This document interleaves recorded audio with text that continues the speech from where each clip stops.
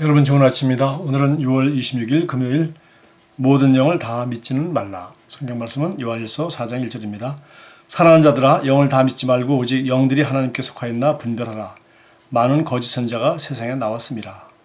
역대하 18장 21절은 거짓말하는 영이 선지자들의 입에 있어서 그들로 하여금 거짓말을 하게 했다고 말합니다. 그 영은 죽지 않았습니다. 그 영이 활동했듯이 오늘날도 똑같은 일을 하는 다른 영들이 있습니다. 그 영들은 사람들을 장악하여 그들이 주저없이 거짓말을 하게 합니다. 그렇기 때문에 당신이 모든 영을 검증하는 것이 중요합니다. 모든 것을 다 믿지는 마십시오. 참되고 정직하고 의롭고 순수하며 사랑스럽고 선한 보고에 속하며 덕이 있고 찬양할 만한 것만을 믿으십시오. 소문을 믿지 마십시오. 누군가는 모든 소문에도 일리가 있습니다 라고 말할지도 모릅니다. 거짓에 기초한 소문에 어떻게 일리가 있을 수 있겠습니까? 사람들이 예수님께 대적하여 거짓말을 할 때 거기에 어떤 진실 요소가 있었습니까? 성경은 그들이 이유 없이 예수님을 미워하며 그분에 대해 대적하여 거짓말을 했다고 말씀합니다. 그런 일은 오늘날에도 일어납니다. 아직도 거짓말을 하는 영들이 있습니다.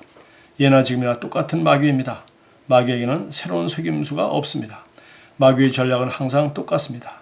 마귀가 구약에서 선지자들의 입에 있던 거짓말하는 영이었다면 당신은 마귀가 그렇게 하도록 놓아두는 사람들과 함께 그가 무슨 일을 할 수 있을지 상상할 수 있습니다.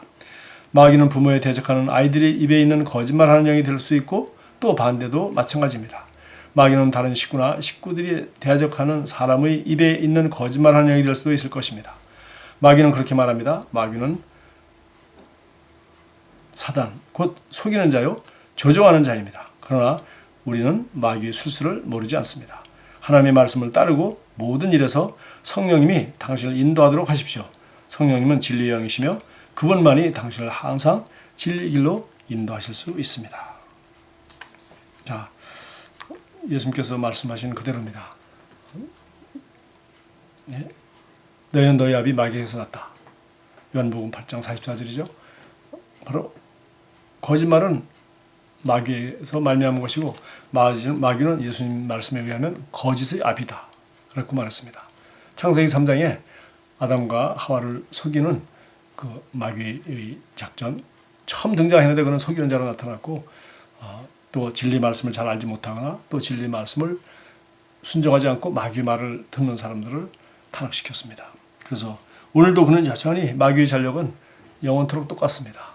진리를 잘 알지 못하는 사람만 속는 것이고 그는 자기에게 속한 수많은 거짓말하는 영을 통해서 어린아이가 부모에게 거짓말하게 하고 또 친구끼리 식구들끼리 모든 대적하는 사람 사이에 이간하기 위하여 끝없는 거짓말을 하는 것입니다.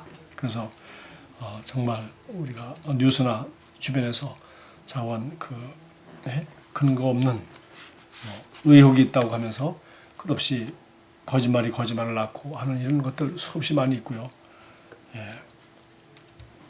우리 사회에 얼마나 많은 거짓말인지 알고 있습니다. 그러나 이건 단순한 거짓말 수준이 아니라 비진리 수준이 아니라 이것은 마귀에게 속하는 것이다. 마귀는 바로 처음부터 거짓말하는 자이고 마귀의 전략은 거짓말이고 그리고 또 여기에 대한 답은 아주 너무 간단합니다. 진리를 정확히 알고 있으면 마귀의 거짓말에 속을 이유가 없습니다. 그러나 진리를 알지 못하는 사람들은 여전히 끝없는 거짓말에 노출되어 있는 것입니다. 오늘 여기 참고성경 잠언 13장 5절 굿뉴스 바이블 보라고 되어 있습니다. 여기 보니까 honest people hate lie. 정직한 사람은 거짓말을 아주 싫어합니다. 그러나 but word of wicked people 그러나 악한 사람들이 말은 부끄럽고 은혜롭지 못하다. 이렇게 말하고 있어요.